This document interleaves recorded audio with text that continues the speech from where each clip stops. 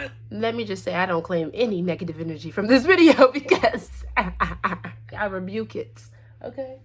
Not the video having me looking over my shoulder. 1, 2, 3.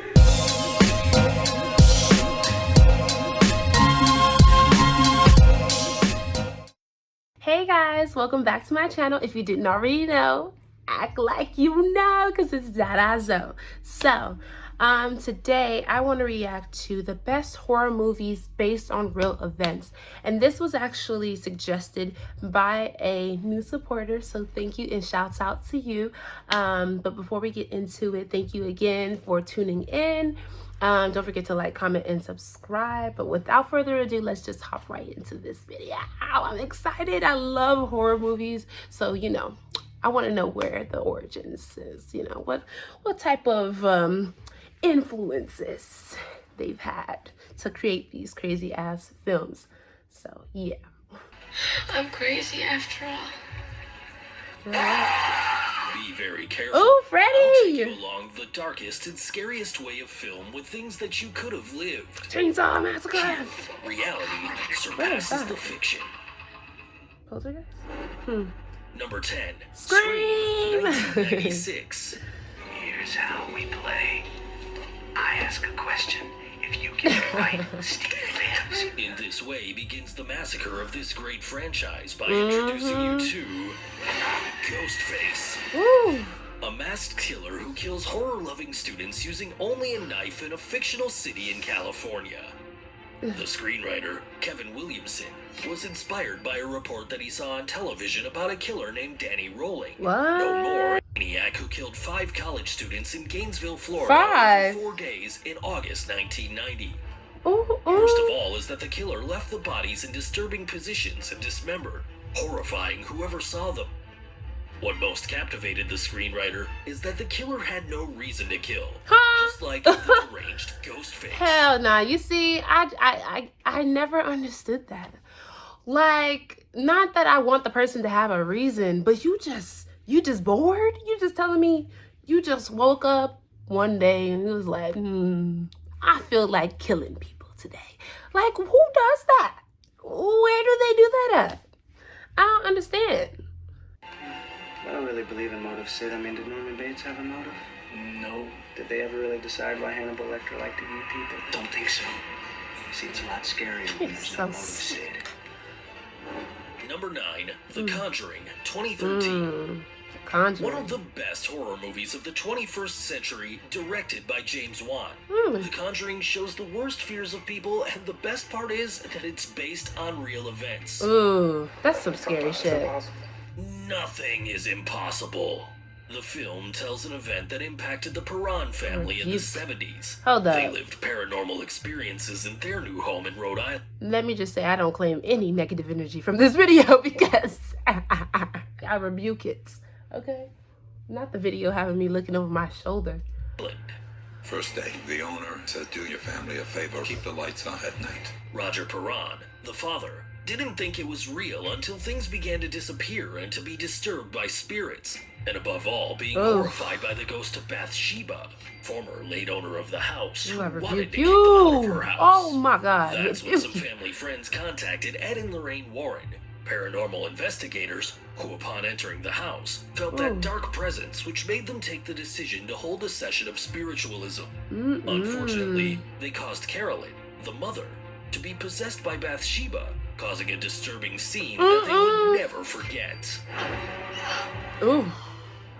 Number 8, The Exorcist, 1973. Oh my God, The Exorcist. This is a great cult film, directed by William Friedkin, which became the first horror feature film to be nominated for Best Film at the... Also, a bunch of people from The Exorcist film started dying like they were cursed. So again, I rebuke all negative energy from this video. Academy Awards. This terrifying story came from William Peter Blatty's book and was written in 1971. A story inspired by a real event. Wait. What? What you heard. And is that in 1949 in the United States, some priests practiced exorcism to a 13-year-old boy nicknamed Roland Doe, who was possessed by the devil. Roland had a special bond with his Aunt Harriet, who was a spiritualist, and when she died, the little boy wanted to contact her through the Ouija board, and that's when he began to have strange behavior. In short, he had scratches all over his body. He shouted with an underworld voice. What's more, Underworld? he cursed the priests. Hold up. Copper, you Ooh, already. worthless. Be silent! In the end, he was able to free himself from the devil, but no one takes away what the poor child has lived. Right. You know what's so crazy? Also, they said on the set of The Exorcist actually caught on fire while they were filming.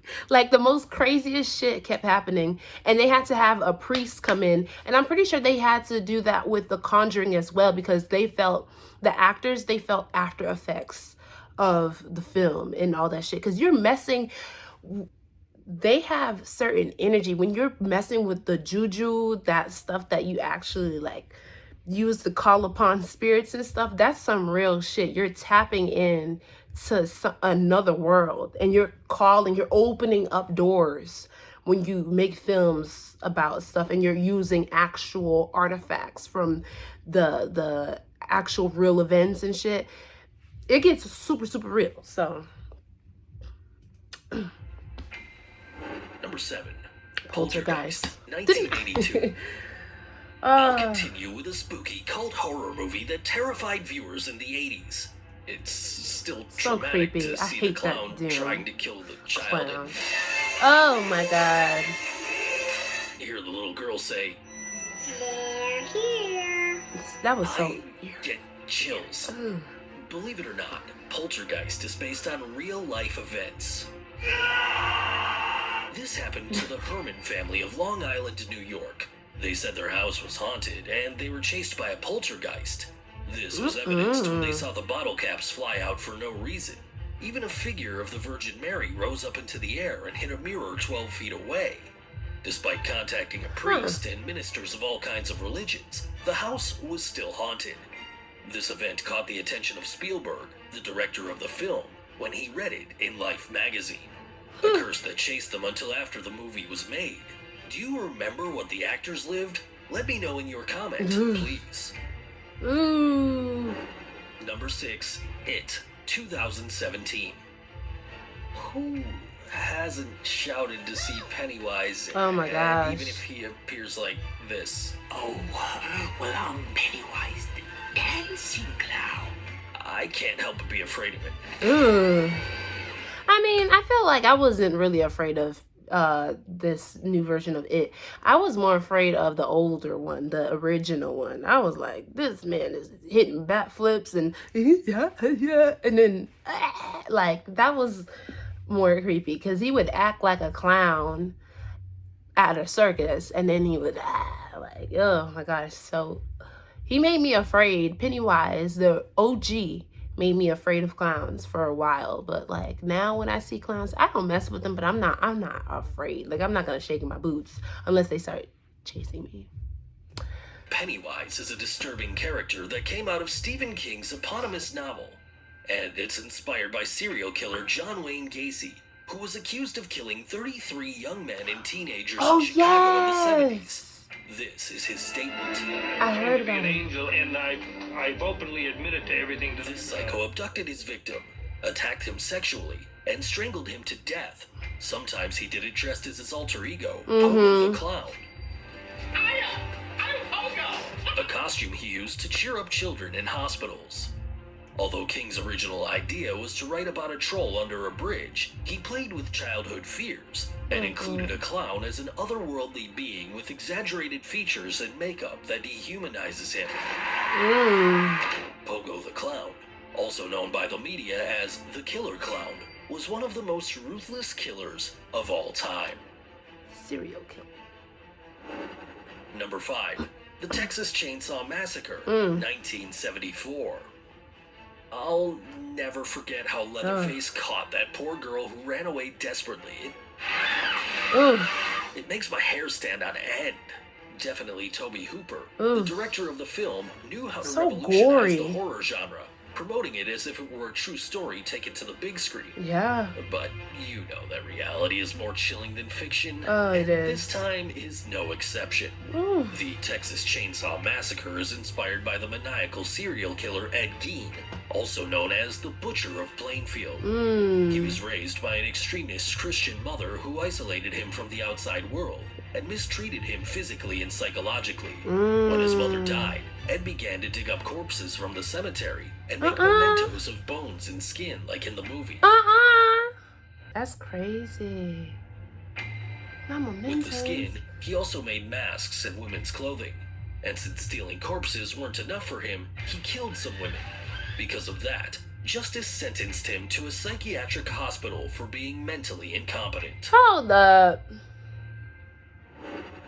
You Number can't 4, get out, right? A Nightmare on Elm Street, 1984. It's hard to forget that macabre laugh Love Nightmare on of Elm those Street. irritating claws. And even though you know it's just a dream, it's impossible not to panic. Right. This great franchise, made by the horror genius Wes Craven, keeps Freddy Krueger as an iconic character to this day. The best of all is that Wes based it on a newspaper article where they talked about a Really? phenomenon that happened to young adults in Southeast Asia. These were healthy men, without history of mental disorders. However, suddenly, they began to have horrible nightmares that forced them not to sleep so as to not live that terror. At the beginning, they stayed awake, but at the end they always fell asleep. Hours later, they were screaming and violently hitting their beds and died of unknown causes. These events became the main plot of A Nightmare on Elm Street. Great. I won't sleep tonight. I'm still sleeping. I don't give a fuck. Number 3, Halloween, Halloween. 1978. Seeing this one? And this other one? I seen all of them. Halloween has Michael Myers as the masked killer who loves to disturb his victim to death. But the most terrifying thing is that the director and co-writer, John Carpenter, was inspired by an experience he lived in a psychiatric hospital in Kentucky during his time as a student. Oh. And I've visited the most serious mentally ill patients. And there was this kid, I must have been 12 or 13, and he literally had this look. A look described by Dr. Loomis like Blank, pale, emotionless face. Mm. The blackest eyes. The devil's eyes.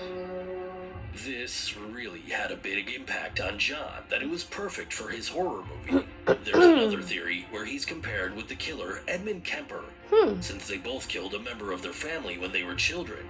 What's more, they were both the same height and enjoyed to stab and strangle their victims. So tell me, what other theory do you know about this masked killer? You know, I never understood why killers like Michael Myers and Jason always caught up to their victims, because it wasn't like they were sprinting. They would literally just walk. And they would catch their victims because they would trip over something every single time. Tell me I'm a lie. Go look. Go watch the films and see. He would literally just catch up to them by walking. I was like, ain't no way. I ain't tripping. If I trip over something, I'm getting right back up and I'm still going to run. I'm not going to look around and sit up against a damn tree. Like, no. What are we doing? Number 2, The Silence of the Lambs, 1991. Oh, gosh. Dr. Lecter. Oh, my A character God. you will never forget. He This played great that film role comes from the homonymous way novel too of well. American writer Thomas Harris that gives life to the charismatic Dr. Hannibal Lecter and the ruthless Buffalo Bill.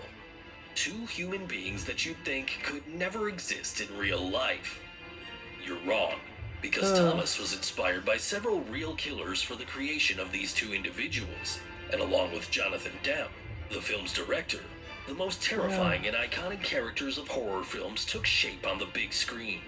Dr. Hannibal Lecter is based on a real medical surgeon in Mexico called Alfredo Bali Trevino, who was convicted of murder and dismemberment. This killer had a certain elegance that made him an admirable person, but also a person to fear. I could even tell you that he was more frightening than the fictional Hannibal Lecter. In the case of Buffalo Bill, he was a collage of killers, though the main one was Ed Gein, due to his psychotic behavior and his fascination for having objects and clothes made of human skin. A creepy movie in which reality surpasses the fiction. Oh my God, I remember this scene where Hannibal Lecter is just like, I don't understand. How can you just turn around and just start chewing on human flesh? Like you just, like something, the wires up there, something gotta be, it's in a knots. It's in knots. I don't understand. I don't want to understand. Number 1, Psycho, 1960. Oh. It's remembered for its famous bath scene. I think I've seen it. And accompanied by a scary song that makes your hair stand on end. Psycho is a film full of tact, flair, and art. Directed by the great horror film director Alfred Hitchcock, it achieved great box office success. This work of art was inspired by Robert Bloch's homonymous novel, which tells the story of an eccentric motel owner, Norman Bates, who lived with his mother. In this place happens inexplicable situations that will disturb your mind. But what will scare you the most is the real story, since it's inspired by the well-known serial killer Ed Gein, a lunatic who was described by me in previous tops. Right. You know that reality surpasses the fiction when Norman and Ed have the same modus operandi. Both are solitary killers from isolated rural places. Besides, they committed their crimes after the death of their dominant mothers. That's why they have a morbid obsession for them, to the point that these killers love to wear women's clothes. Simply creepy. Crazy.